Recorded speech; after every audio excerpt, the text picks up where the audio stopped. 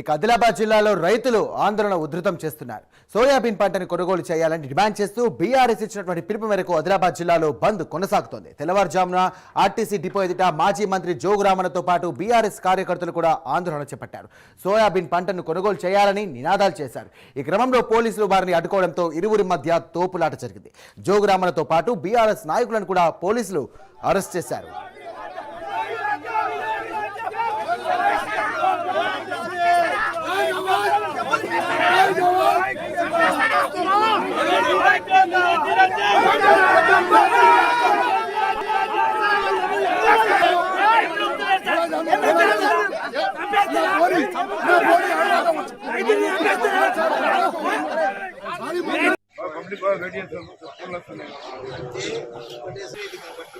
రేపు మన ఆస్తులే నష్టం జరుగుతుంది.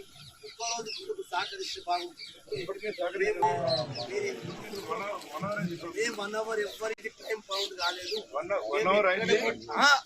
ఏం సహకరిస్తలేమో చెప్పండి. సహకరించకపోతే మేము ఓపెన్ చెప్తున్నాం. ఇలా మీరు ఎన్ని బస్సులు బాధ్యత మీరు తీసుకోవాలి. అంటే మీదేం పోతుంది ప్రభుత్వం?